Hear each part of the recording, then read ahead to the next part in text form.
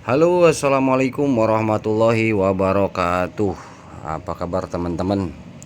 Sehat semua ya. Mudah-mudahan teman-teman yang mendengarkan video ini dalam keadaan sehat walafiat.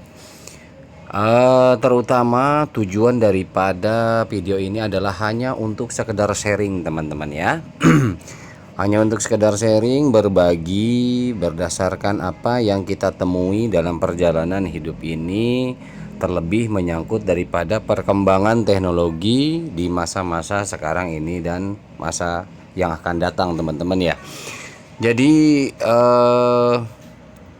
seperti yang kita ketahui ya, bukan rahasia lagi bahwa perkembangan teknologi sudah tidak bisa terbendung teman-teman ya.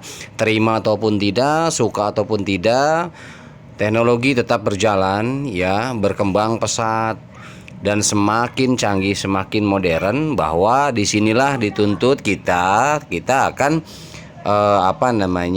ikut memahami, mempelajari atau mengabaikan.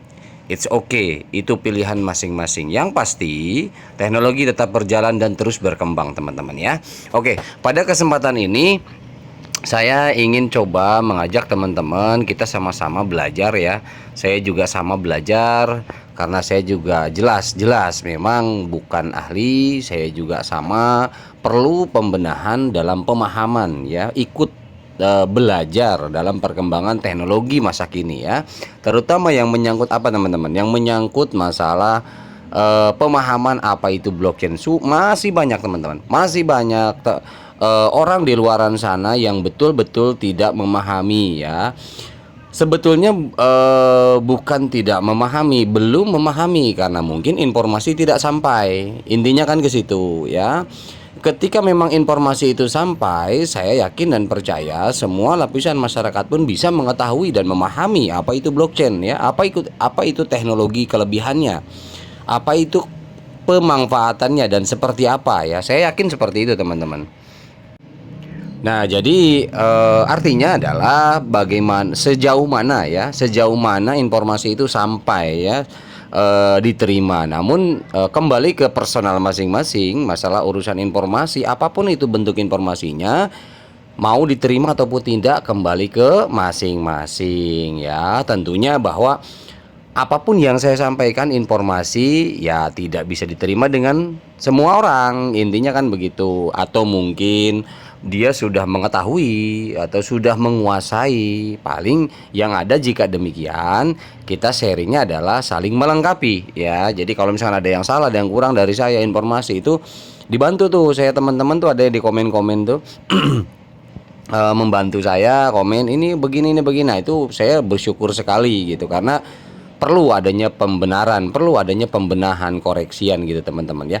Nah, untuk kali ini saya pengen mencoba membahas masalah kita sama-sama mengenal apa itu blockchain ya, teknologi yang mengubah dunia.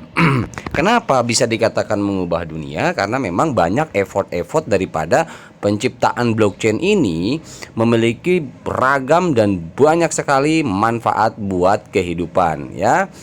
Contoh apa, banyak lah intinya, nanti kita bahas. Nah, termasuk juga nanti yang sifatnya digital. Memang teknologi ini sekarang sudah sudah mulai masuk ke berbagai lapisan masyarakat. Itu pun tergantung jika memang orang yang menerima informasi itu mau menerima dan mau memahami teman-teman ya. Oke teman-teman ya, kita bersama ya. Saya sebagai pelajar kripto juga ya di sini.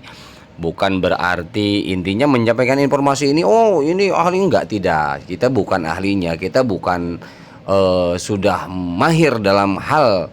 Tapi apa yang saya dapat informasi ini saya coba bantu sampaikan. Nah, ketika ada salah teman-teman pasti ngoreksi saya gitu kan. Nah, seperti itu namanya sharing teman-teman ya. Oke, ini kita mengenal blockchain itu dan teknologi yang mengubah dunia itu seperti apa teman-teman ya. Oke, nah ini saya ngambil disadur dari Jakarta, CNBC Indonesia ya. Jadi ada penjelasan bahwa dunia blockchain itu semakin populer di Indonesia belakangan ini ya. dulu memang di luar, jelas memang di luar lebih dulu daripada kita ya. Namun belakangan ini di Indonesia sudah semakin populer ya, semenjak tingginya keingintahuan masyarakat terhadap dunia cryptocurrency. Apa sih cryptocurrency kan gitu, orang penasaran. Kok orang ada yang berhasil dari kripto, ada juga yang kacau gitu kan, seperti itu.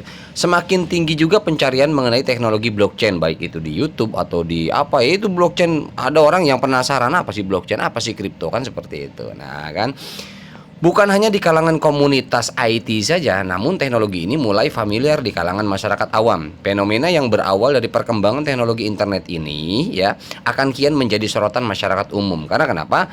Tadi ragam manfaat tadi yang begitu banyak manfaatnya, dan bahkan ada yang membantu kehidupan masyarakat. Intinya ini, makanya orang jadi ada niat, tumbuh antusias untuk memahami apa sih sebenarnya blockchain ini, apa sih sebenarnya kripto ini kan, seperti itu. Mulai awalnya memang komunitas baik itu ya komunitas tertentu lah, nggak semua orang mana tahu kan gitu. Namun karena berkembangnya komunitas ini, akhirnya mau tidak mau sekarang semakin banyak perkembangan, masyarakat awam pun ingin mengenal gitu loh. Makanya saya di video ini bantu coba menyampaikan informasi pemahaman tentang blockchain ini.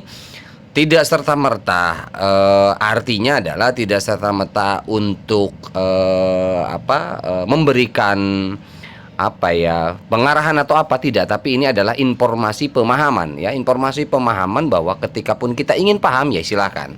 Kita di sini belajar sama-sama. Lalu apa sebenarnya teknologi blockchain? Apa kaitannya dengan kaset kripto ya yang kita kenal ya? Bagaimana bisa teknologi ini mampu mengubah dunia? Nah, untuk menjawab pertanyaan-pertanyaan tersebut, ya kita coba ya ulasannya seperti apa sebenarnya. Nah, ini apa blockchain itu ya? Blockchain adalah teknologi yang digunakan sebagai sistem penyimpanan teman-teman ya, atau bank data secara digital ya, yang terhubung dengan kriptografi. Apalagi nih kriptografi kan begitu. Nah, penggunaannya tidak terlepas dari Bitcoin dan cryptocurrency lainnya. Kriptografi itu apa sih? Nah, kriptografi itu ya, yang saya pahami teman-teman ya, kalau salah ya tolong koreksi. Yang saya pahami adalah dia kode-kode algoritma daripada teori dan ilmu kriptografi ya. Jadi saya juga detailnya kodenya seperti apa. Dulu pernah memang ada saudara yang coba memperdalam itu, dan saya sendiri sempat kelayangan juga teman-teman.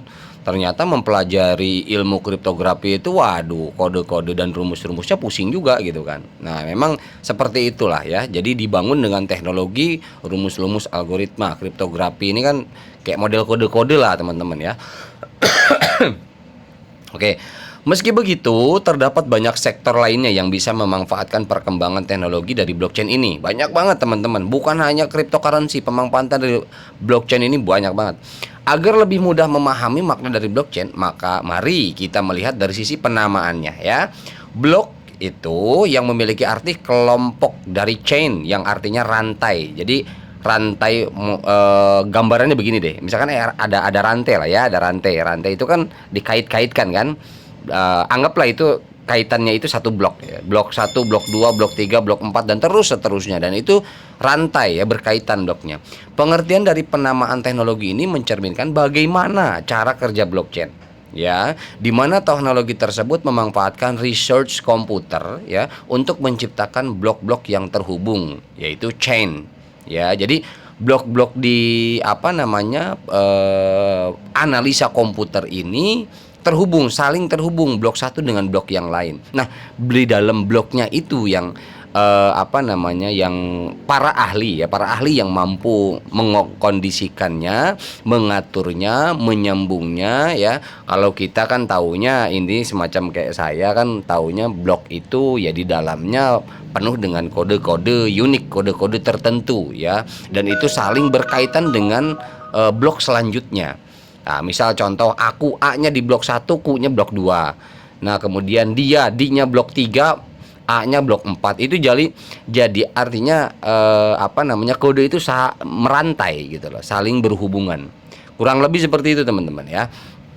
Blok-blok yang saling terhubung nantinya digunakan untuk mengeksekusi sebuah transaksi, teman-teman. Makanya di blockchain itu banyak transaksi ya, apakah itu jual beli koin atau investasi dan lain sebagainya, itu merupakan sebuah transaksi. Teknologi ini memang cukup menarik karena sifatnya yang tidak terpusat alias desentralisasi, teman-teman. Jadi nggak ada tuh pemiliknya, nggak ada tuh bosnya, nggak ada tuh leadernya, nggak ada tuh perusahaannya, nggak ada. Ini desentralisasi blok-blok ini, teman-teman ya. Jadi source, jadi kayak semacam mungkin kayak open source gitu ya. Jadi kita bisa ngecek transaksi siapa kemana, tapi tidak bisa diklaim, tidak bisa dihack, tidak bisa ini paling sulit.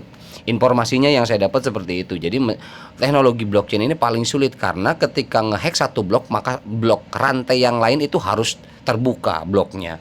Karena saling berkaitan, jadi paling susah. Kalau misalkan kita pengguna blok itu ada 1 juta orang, ya berarti yang dihack bukan cuma satu. Kalau tujuannya ke orang yang A misalkan, berarti B, C, D, E, F, G, H sampai Z itu harus terhack juga. Nah ini yang bikin berat, yang bikin susah, teman-teman ya. Blockchain mampu berjalan sendiri menggunakan algoritma komputer tanpa ada sistem tertentu yang mengaturnya, nggak bisa. Nah ini kadang-kadang memang kalau ngelihat teknologi seperti ini ajaib ya. Bisa seperti itu ya, luar biasa. Jadi makanya para ahlinya lah ya, ilmu-ilmu algoritma ini jelas saya sendiri dulu ya beberapa tahun yang lalu ada saudara yang menjelaskan, aduh saya otaknya kayaknya nggak nyampe ini kalau sampai slash pagar A B 3 2 C O misalkan dan lain sebagainya, itu kan campuran angka pagar apa namanya ya semacam kayak gitulah teman-teman lah ya. Ngejelimet pusing ya, luar biasa memang. Nah itu pengertian blockchain ya. Dan sekarang perbedaan blockchain dan cryptocurrency, teman-teman. Apa perbedaannya? Nah cryptocurrency merupakan sistem mata uang digital, teman-teman, yang diamankan menggunakan kriptografi. Jadi ada sisi keamanannya. Kripto itu diciptakan, kripto itu dibuat, tetapi harus ada sisi defense-nya, sisi security-nya. Nah, di sini menggunakan apa? Menggunakan ilmu kriptografi atau science kriptografi ya. Sehingga mata uang tersebut tidak dapat dipalsukan, nggak bisa. Karena memang tadi berhubungan dengan kode-kode kriptografi tadi, rumus kriptografi tadi. Karena memang sudah terkait dengan blok-blok. Jadi nggak bisa asal rubah, asal ngambil, nggak bisa. Ya, tersebut tidak dapat dipalsukan oleh orang-orang yang tidak bertanggung jawab ya. Jadi beda dengan kita misalkan punya di bank apa, bisa saja dibobol, bisa saja dihack atau dengan data-data yang kita miliki, tapi kalau ini nggak bisa. Walaupun data kita di tangan dia ya, misalkan dia ngehack, tapi harus ada persetujuan dari blok-blok lain. Intinya kan seperti itu. Nah, ini makanya hati-hati teman-teman ya, tetap kita harus hati-hati ya. Aset-aset kripto ini menggunakan teknologi yang disebut dengan blockchain, teman-teman. Nah, jadi blockchain merupakan database-nya ini. Jadi blockchain itu database daripada kripto ini yang tidak bisa diganti atau dirubah, teman-teman ya. Kalau misalkan gini, kripto Bitcoin ya, blockchainnya Bitcoin. Nah, ini kalau sudah masuk, sudah terregister, sudah oke di database, itu nggak bisa dirubah lagi, teman-teman. Hanya one ya, hanya satu kali ya, teman-teman ya. Intinya blockchain merupakan teknologi yang digunakan untuk menyimpan data digital yang berhubungan dengan kriptografi. Intinya begitu. Jadi data-data yang sifatnya digital itu disimpan terhubung dengan kriptografi. Di mana? Di mesin blockchain, teknologi blockchain itu, teman-teman. Keduanya ini memang berbeda ya. Jadi kripto sama blockchain berbeda, namun sama-sama berkaitan. Di mana kripto sebagai mata uang digital, mata uangnya ya kripto ini ya, tetapi tetap menggunakan ilmu kriptografi. Dan blockchain juga sama, pakai ilmu kriptografi juga. Tapi kalau blockchain itu sebagai database tadi ya, sebagai teknologinya serta penyimpan data digital, sebagai penyimpan database-nya yang berkaitan dengan transaksi kriptonya. Jadi kriptonya itu mata uangnya, tetapi itu bisa berjalan, kripto itu hanya di blockchain seperti itu. Jadi kripto itu dengan dengan kriptografinya kripto, nah itu akan cocok dan akan bisa dijalankan itu dengan blockchain, karena blockchain pun menggunakan kriptografi ilmunya. Seperti itu, teman-teman ya. Jadi saling berkaitan. Oke ya, teman-teman ya. Setidaknya ada gambaran lah ya. Nah, kemudian penggunaan teknologi blockchain ya. Penggunaan teknologi blockchain seperti apa sih? Nah, seperti yang sudah disebutkan sebelumnya, ada banyak peluang untuk bisa pemanfaatan teknologi blockchain ini. Selain di sektor kripto ya, cryptocurrency, memang sektor utama yang dapat dimanfaatkan teknologi tersebut adalah bidang keuangan atau finansial. Ya, jadi yang berhubungan dengan keuangan bukan hanya kripto, teman-teman. Blockchain ini bisa digunakan di perbankan, bisa digunakan di bank dunia, bahkan bisa digunakan dalam bentuk transaksi apapun. Bahkan untuk saat ini itu seperti apa namanya, medsos ya. Ketika di medsos itu ada transaksinya. Misal contoh, kita di medsos posting gambar dibayar dengan dolar, kita posting apa dibayar dengan rupiah atau apa. Nah, transaksi itu bisa menggunakan teknologi blockchain, teman-teman. Nah, jadi pemanfaatannya banyak. Jadi bukan hanya blockchain itu kripto, blockchain selalu kripto, enggak. Jadi itu umum ya. Pada sektor finansial, teknologi ini diibaratkan sebagai buku kas digital gitu loh, yang bisa diakses oleh siapa saja. Jadi saya bisa mengakses transaksi teman-teman, teman-teman juga bisa mengakses transaksi saya, tetapi tidak bisa diambil, tidak bisa di adopsi atau tidak bisa dihack seperti itu ya. Kapan saja kita bisa cek. Misalkan saya kirim kemana, teman-teman tahu gitu loh. Cuman sekedar itu bisa ngecek, tahu saja. Di mana saja dengan mudah tanpa harus mendapatkan persetujuan dari pihak atau lembaga keuangan pada umumnya seperti bank. Nah, kalau kita ingin tahu transaksi 3 bulan terakhir atau 2 bulan terakhir, baik transaksi kita sendiri ataupun teman kita, bisa saja ke bank. Kita harus datang ke bank, kita minta rekening koran atau minta cek transaksi di tanggal sekian segala macam. Kalau misalkan yang mintanya bukan yang bersangkutan, atau otomatis harus ada persetujuan yang bersangkutan. Seperti itu. Nah, itu kita harus datang ke bank karena tersentralisasi di bank datanya gitu loh. Nah, tapi kalau ini kita kapanpun, dimanapun, siapapun bisa ngecek gitu. Nah, bedanya seperti itu, teman-teman ya. Pada dasarnya teknologi ini membuat seluruh transaksi di dalamnya menjadi lebih transparan tapi aman, teman-teman ya. Transparan, terbuka, tetapi aman, sehingga dapat meminimalisir adanya penyelewengan data seperti suap dan korupsi. Nah, ini dia. Jadi kalau sangat mudah sekali karena open ya.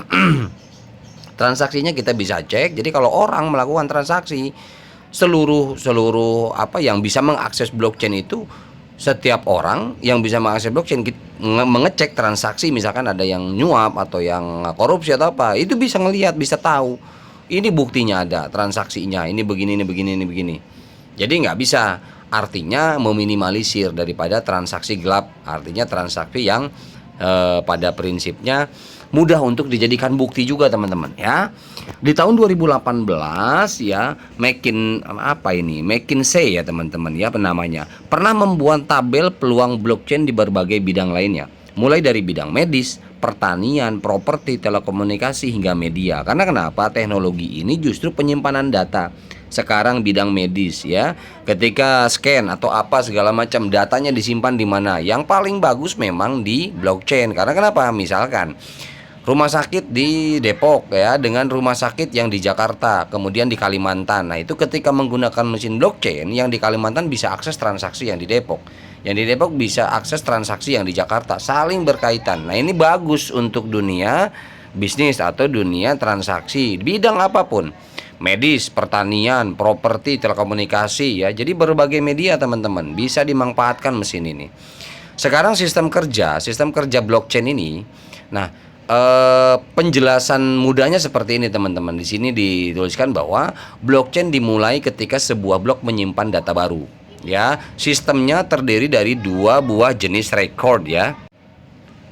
Nah, jadi terdiri dari 2 buah jenis record ya, yakni transaksi dan blok. Nah, blok tadi adalah tingkat keamanannya karena berantai ya. Jadi ketika kita menggunakan teknologi blockchain, transaksi yang ada di rumah sakit Depok itu berhubungan dengan transaksi yang ada di Kalimantan atau di Jakarta, itu saling berhubungan. Jadi ketika transaksi yang di Depok dihack atau di apa, itu harus persetujuan daripada transaksi yang di Kalimantan. Dan yang seperti itulah kurang lebih contoh gambaran gamblang seperti itu. Yang unik dari teknologi ini adalah setiap blok dan akan berisi hash, atau hash itu kayak semacam kecepatan ya, kriptografi, sehingga membentuk jaringan. Jadi hash itu kayak bisa diartikan kecepatan, bisa diartikan keterkaitan seperti itu ya. Lebih ke speed ya, seperti itu dari untuk jaringan ya. Jadi semakin semakin apa namanya semakin bagusnya jaringan ya, teratur itu kecepatannya makin makin bagus.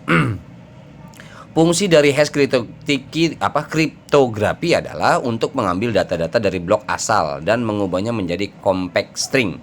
Nah, jadi selain daripada yang saya bilang tadi, nah fungsi dari hash kriptografi ini adalah mengambil data-data dari blok asal ya dan mengubahnya menjadi compact string. Nah, makanya kenapa ketika makanya kalau untuk orang IT mungkin lebih dalam ya, karena yang saya tahu semacam kayak misalkan ada istilah hash rate. Nah, hash rate itu kan kita ketika mining, kita kalau hash rate kita tinggi, maka dia akan semakin speednya semakin dapat. Speed miningnya akan semakin dapat karena hash rate kita tinggi gitu loh. Nah, ini mungkin ada juga yang memang dia semacam kayak apa namanya, semakin lengkapnya data-data dari blok lain, maka akan semakin cepat akurasinya ya. Kurang lebih lah seperti itulah ya teman-teman ya. String digunakan sebagai alarm pendeteksi apabila ditemukan potensi sabotase. Nah, ini makanya kan apa namanya saling berhubungan rantai blok tadi. Nah, ini diikat lah, ibarat kata diikat dengan hash ini, hash kriptografi.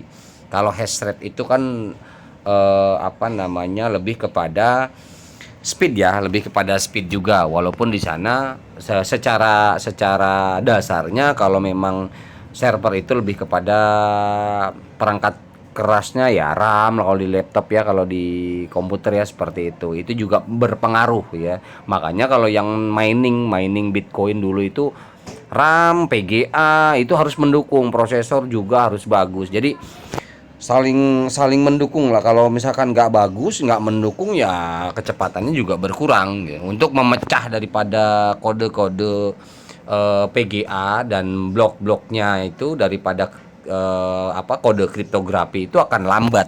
Intinya seperti itu ya teman-teman ya. Oke, ada yang disebut dengan para penambang Bitcoin. Nah, orang-orang yang menyiapkan komputer khusus guna melakukan perhitungan matematis untuk membuka celah blok dari baru di blockchain ya, mereka akan menghitung nilai hash. Nah, itu makanya yang saya jelasin barusan gambarannya hash baru ya, berdasarkan kombinasi hash kriptografi sebelumnya. Nah, makanya ketika orang penambang itu kenapa kok mesin tambang mahal banget ya, karena memang dipilih dengan hardware yang benar-benar bagus kualitasnya, nggak asal-asalan. Nah, karena nanti ketika hardwarenya bagus, jadi kombinasi hash kriptografinya lebih bagus ya kan, akurasinya lebih dapat, speednya lebih dapat, seperti itu teman-teman ya. Nantinya ketika terdapat transaksi antar toko online yang menyediakan wallet Bitcoin dengan pembeli, transaksi tersebut akan dikirim kepada para penambang atau miner Bitcoin. Nah, seperti itu. Dengan begitu, blok baru akan tercipta dan digunakan untuk menyimpan Bitcoin dalam transaksi tersebut. Itu teman-teman ya. Luar biasa. Jadi oke, kita lanjut aja ya. Keunggulan dari teknologi blockchain. Nah, kita berbicara masalah keunggulan. Apa keunggulannya? Di antaranya sistem transaksi yang transparan. Yang tadi udah saya ulas ya di awal, bahwa semua terbuka, semua bisa ngecek, transparan semua ya. Teknologi ini mampu menyimpan dan transaksi secara aman dan transparan ya.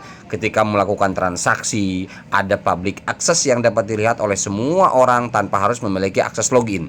Jadi nggak perlu tuh pakai password login segala macam ya kan, atau bahkan mungkin sidik jari, nggak perlu. Jadi ini kita bisa open source aja. Hal ini tentu berbeda jauh dengan sistem atau pola perbankan pada umumnya. Makanya tadi saya bilang kan, ketika bank itu kan sentralisasi. Nah, kalau ini desentralisasi. Yang kedua, memiliki potensi data yang baik ya. Memiliki memiliki proteksi data yang baik. Karena yang dibilang tadi ada namanya blok-blok ya, saling keterkaitan kalau blockchain. Terdapat sistem verifikasi oleh para penambang atau miner sebelum dieksekusi di banyak komputer. Miner ini tidak menggunakan hanya satu komputer saja, tetapi ribuan bahkan jutaan komputer ya. Makanya ketika ada penambang kelas dunia, mereka berapa hektar penuh gedungnya itu atau gudangnya itu dengan beberapa komputer ya, beberapa VGA dipasang di sana dengan kualitas yang mumpuni tentunya untuk melakukan penambangan ya. Struktur database tersebut bersifat event only atau hanya bisa menambahkan dan tidak memiliki akses perintah edit. Jadi hacker tidak akan bisa melakukan hack atau social engineering untuk mengubah data di dalamnya karena sudah seperti itu tingkat keamanannya ya, walaupun open source tapi memang sudah betul-betul bagus keamanannya.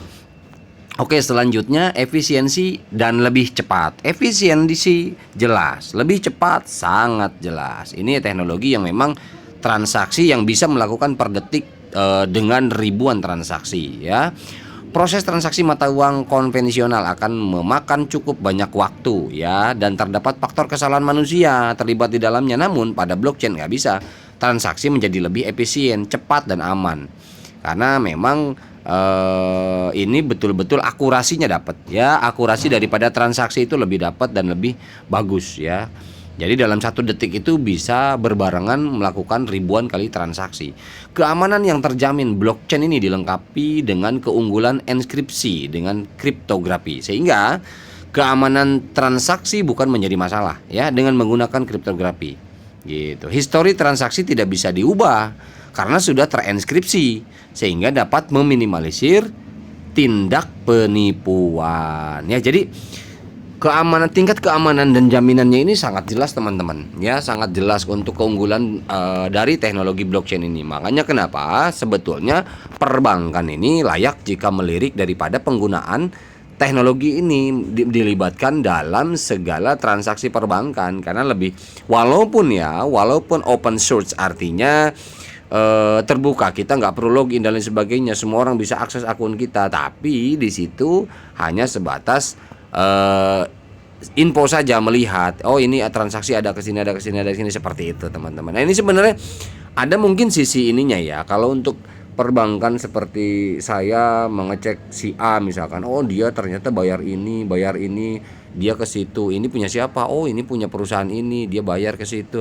Memang terlalu open ya, terlalu buka mungkin ya, makanya banyak yang belum siap untuk menggunakannya karena memang transaksi di sana sangat open source bagi perbankan ya. Jadi mungkin nanti kedepannya ada bagaimana memilah antara mana yang sifatnya privacy, mana yang tidak mungkin ya.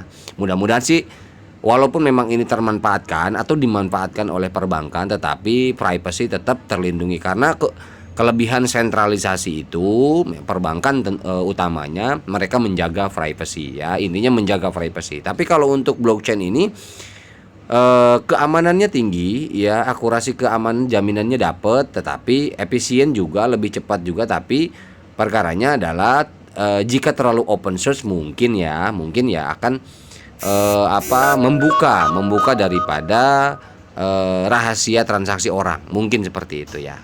Tapi ya Allah alam, silakan teman-teman komen lah.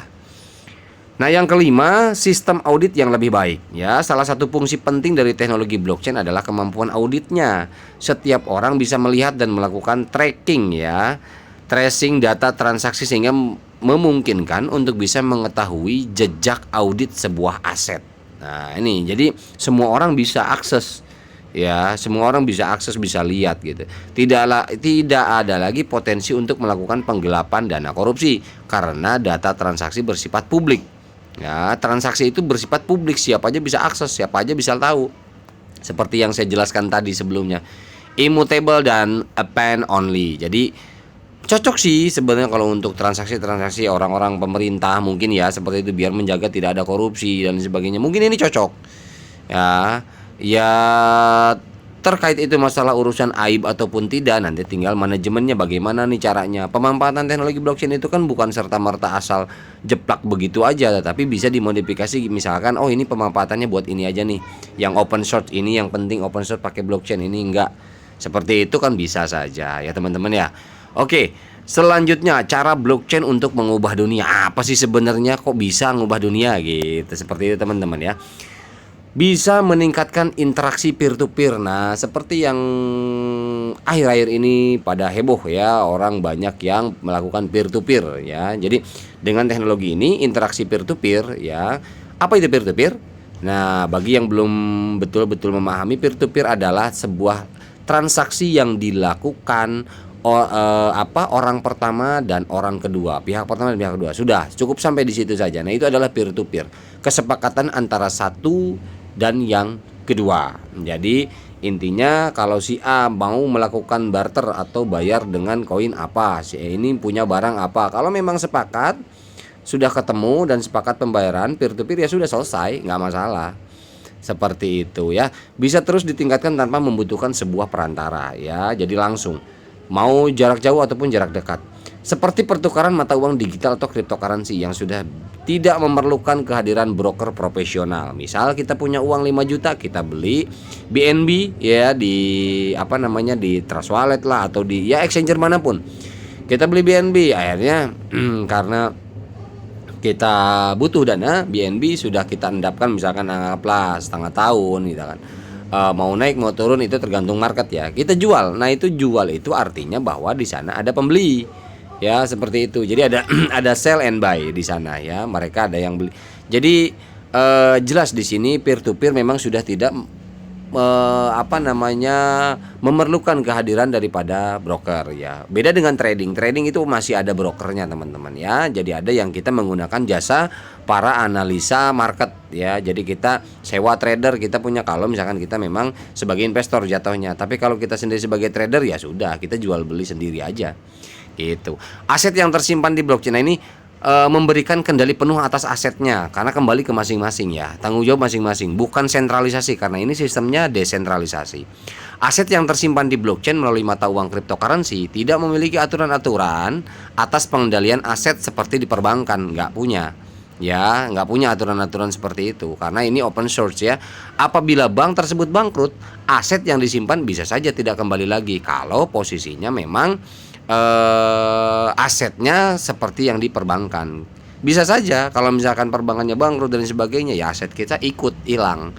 Berbeda dengan aset kripto ya yang disimpan menggunakan teknologi blockchain. Setiap orang memiliki kontrol penuh atas aset mereka tanpa terpaku dengan kebijakan bank sentral atau pemerintah setempat.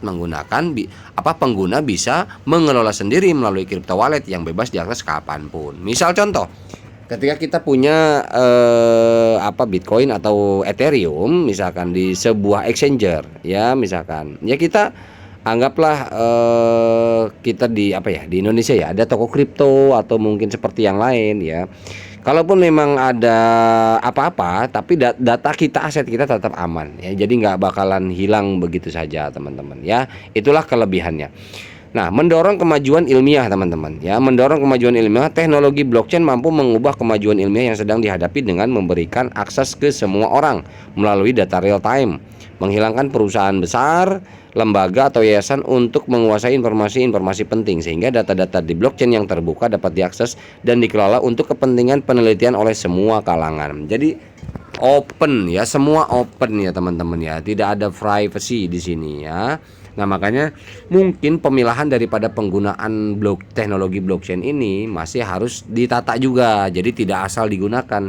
Kalau memang sifatnya privacy ya tidak usah menggunakan teknologi ini karena nanti mungkin kita lihat efeknya seperti apa.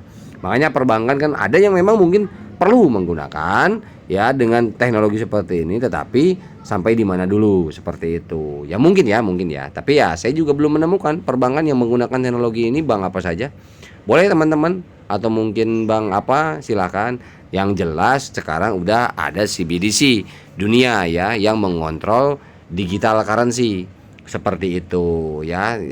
Detailnya seperti apa next kita pelajarin. CBDC ini seperti apa sih gitu ya. Oke teman-teman, kita lanjut. Nah, jadi kemudian selanjutnya menawarkan kestabilan. Jadi stabil ya, untuk transaksinya stabil, nggak lemot, nggak apa ya. Jadi inflasi juga, inflasi dan ketidakstabilan selalu dialami oleh mata uang fiat ya. Jadi uang fiat itu mengalami inflasi, mengalami ketidakstabilan. Nah, makanya saya bingung ada beberapa developer daripada koin saat ini dikait-kaitan dengan adanya inflasi, padahal tidak ada hubungannya. Untuk mata uang digital atau cryptocurrency tidak ada urusannya dengan yang namanya inflasi. Namun Ya itulah pengamat ekonomi, para ahli mungkin yang lebih paham, lebih tahu bagaimana sesungguhnya kripto ini berpengaruh pada inflasi atau tidak. Tapi di sini keterangannya yang kita baca ini adalah inflasi dan ketidakstabilan selalu dialami oleh mata uang fiat katanya, yang umum digunakan di berbagai negara. Inflasi disebabkan karena pemerintah melalui bank sentral bisa mencetak uang sebanyak yang mereka mau. Namun, aset kripto yang disimpan dengan teknologi blockchain bisa menghindari inflasi tersebut karena ketahanannya akan inflasi. Jadi punya nilai ketahanan daripada inflasi. Karena memang dibatas ya. Jadi kalau misalkan jumlah 1 juta koin ya sudah tidak ada produksi lagi, hanya satu kali saja. Ya, jadi selama mata uang itu digunakan sudah tidak ada lagi. Kelangkaannya pun akan semakin naik tinggi nilai harganya. Ketika koin itu semakin langka di di market, maka harga semakin tinggi. Semakin banyak koin di market, maka itu harga akan semakin terjangkau. Terutama pada Bitcoin yang tidak bisa diproduksi selamanya dan hanya dapat 21 juta saja di seluruh dunia. Betul. Jadi setiap koin punya maksimum daripada jumlah koin itu sendiri, teman-teman ya. Kemudian mampu meningkatkan crowdfunding ya. Crowdfunding merupakan cara yang semakin populer bagi para pengusaha untuk mengumpulkan uang produk mereka. Investor bisa melakukan investasi kecil untuk mengurangi resiko ketika proses pengumpulan dana perusahaan ya. Jadi ini untuk meningkatkan crowdfunding perusahaan-perusahaan yang menggunakan teknologi blockchain ini.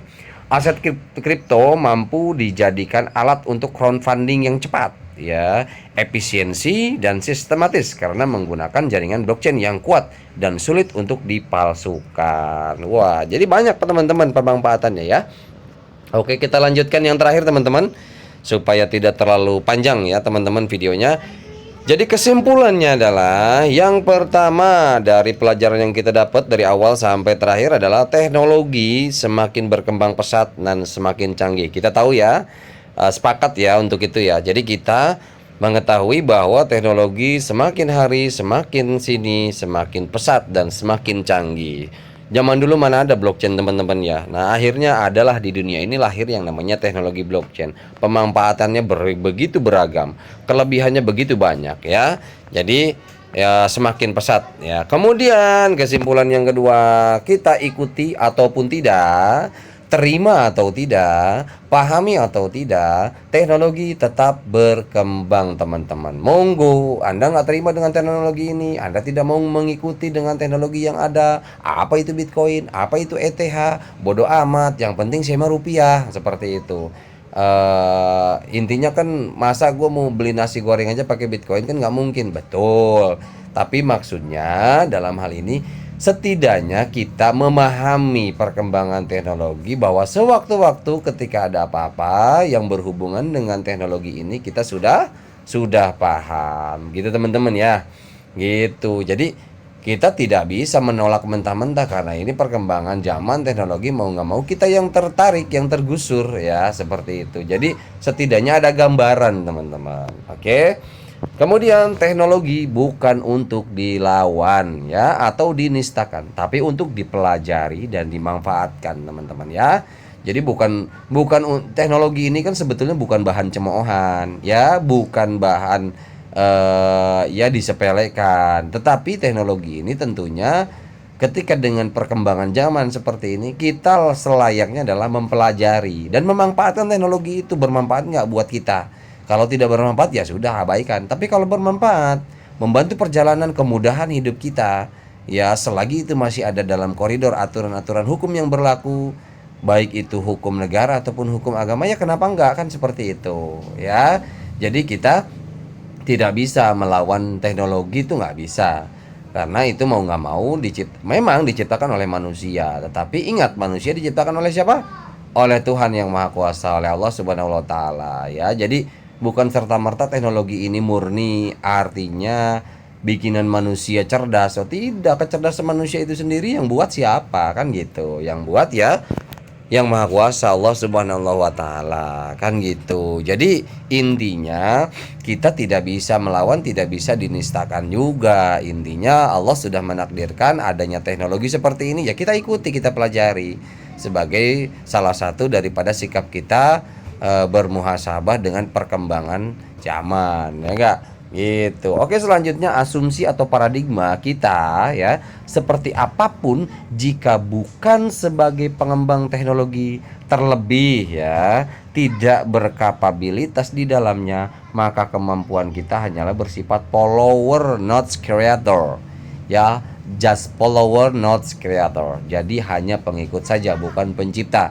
Jadi intinya ketika memang kita bukan orang yang berkapabel di dalamnya, bukan pencipta, bukan founder dan lain sebagainya, ya saya pikir sih kita ikuti saja, pahami saja, ya nggak ada tuh kasarnya ya. Makanya saya luar biasa bagi teman-teman yang cerdas di luaran sana, teman-teman yang mumpuni, yang sungguh luar biasa, baik itu kepribadian, bahasanya, pola pikirnya, yang mampu mengatakan bebek dungu ya, yang mampu mengatakan manusia-manusia, kalian itu manusia halu ya, seperti itu. Wah, itu berarti saya menganggap bahwa mereka-mereka ini yang mengatakan seperti itu dahsyat luar biasa, kapabilitas dan kemampuannya seperti itu. Berarti artinya bahwa sudah mampu, sudah menjudgment manusia lainnya, padahal sama-sama manusia ya. Manusia lainnya sudah mampu direndahkan, sudah mampu dihina seperti itu, artinya dia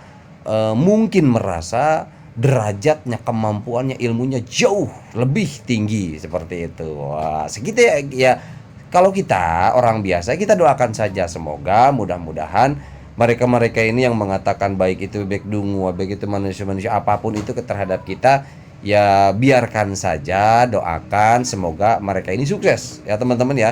Semoga sukses, semoga mendapatkan perjalanan hidup yang tenang, bahagia, sehat. Ya nggak masalah, biarkan saja. Ya itulah dunianya, kan seperti itu. Ya itulah dengan cara berpikir dan cara menyampaikannya terhadap orang. Biarkan saja, nggak masalah. Oh, saya sering didungu-dunguin, digoblok-goblokin. Ya udah, biarin aja. Nggak masalah, monggo, bebas, demokrasi ya kan. Gitu. Oke. Yang terakhir, bijaklah dalam memandang sebuah perkembangan teknologi ya teman-teman ya. Jadi perkembangan teknologi ini bisa membantu kita, bisa menjerumuskan kita, dan bahkan bisa menghancurkan kita. Jadi bijaklah teman-teman ya. Oke, itu aja yang dapat saya sampaikan pada kesempatan ini. Mudah-mudahan video ini bermanfaat. Mudah-mudahan ini bisa memberikan informasi yang mungkin jika diterima dengan baik dan hasilnya baik adanya. Jika memang tidak, abaikan saja. Oke, itu aja. Terima kasih teman-teman. Mudah-mudahan bermanfaat. Sekali lagi saya ucapkan ya, semoga teman-teman sehat selalu. Wabillahi taufiq wal hidayah. Assalamualaikum warahmatullahi wabarakatuh. See you, bye bye teman-teman.